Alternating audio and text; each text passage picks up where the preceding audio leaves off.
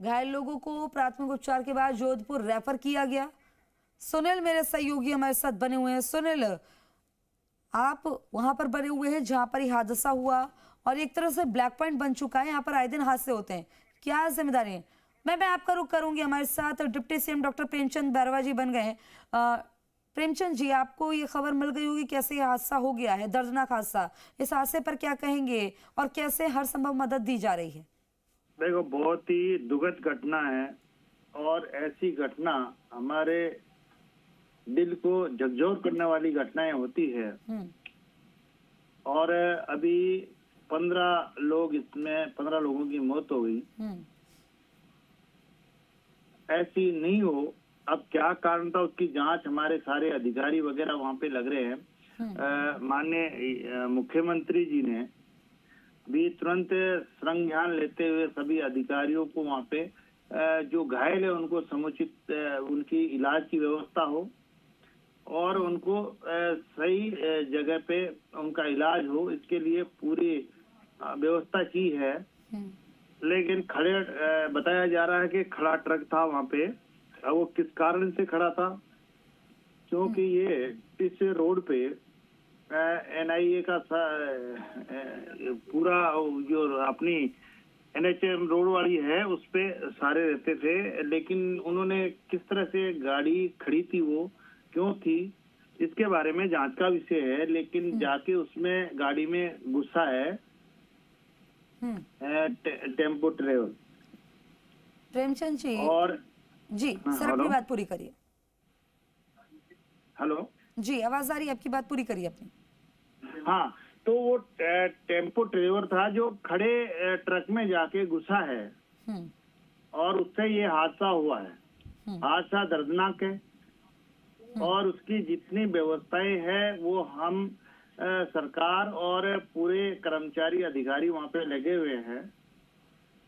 लेकिन ये जो दुर्घटना हुई है वो बहुत ही भयानक है, सभी को दुख है और उसकी समुचित व्यवस्था हमारे यशस्वी मुख्यमंत्री जी और अधिकारी और सब प्रशासन लगा हुआ है। और मैं भी पूरी एक एक चीज की वहाँ पे पूछ रहा हूँ सारी चीजें।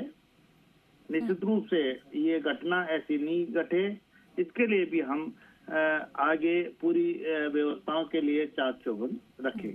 प्रेमचंद जी, अगर जिक्र करें जो हादसा है वाकई में दुखद है और अधिकारियों से आपकी लगातार बातचीत हो रही है, वहाँ चश्मदीदों से उन्होंने बातचीत भी की होगी और जो प्राथमिक जांच हुई है कुछ पता चल पाया है कि यह हादसा जो है इसका क्या कारण रहा? क्या जो ट्रेवलर आ रहा था वो भी क्या ओवर स्पीड में था? कुछ पता चल पाया इसको लेकर या चश्मदीदों से बातचीत की तो कुछ सामने आया? मुझे जहाँ तक मुझे बताया गया है, मैं पूछ रहा हूँ, जो स्थिति है वो ये है कि वहाँ पे ट्रक खड़ा था और उसे खड़े ट्रक के पीछे से आके जो टेम्पो ट्रेवल है वो जाके उस पे एक्सीडेंट हुआ है।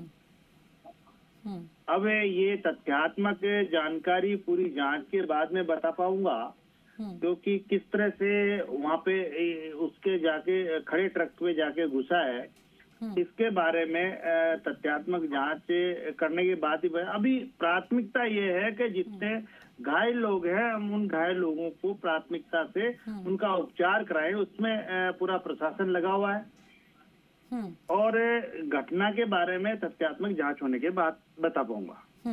सर, ये अगर जिक्र करें, क्योंकि कोलाया दर्शन करके लौट रहे थे, लेकिन ये जो मोड़ बन चुका है, इस मोड़ पर आए दिन भारतमाला रोड पर आए दिन हादसे हो रहे हैं, तो यानी कि यहाँ पर कुछ ब्लैक पॉइंट्स बने हुए हैं, क्या इन पर काम होगा? क्योंकि बहुत ही गंभीर हादसा हुआ है। भारतमाला पे ऐसे कोई ब्लैक पॉइंट्स है नहीं, ऐसी इस तरह के ब्लैक स्पॉट, लेकिन फिर भी हम जांच करा रहे हैं। अगर ऐसा इस जगह कोई हादसा हुआ नहीं पहले और ये पहला हादसा है तो इसके बारे में भी हम जांच करवा रहे हैं। एक्चुअल में अगर कहीं भारतमाला एक्सप्रेस बनने में कहीं भी कोई दिक्कत ब्लैक स्पॉट रहा है तो उसके बारे में ये हादसा होने के बाद ही इसके बारे में पूरी जांच करके बता पाएंगे। क्या कुछ मुआवजे का, आर्थिक सहायता के लिए कुछ ऐलान किया जाएगा सरकार द्वारा?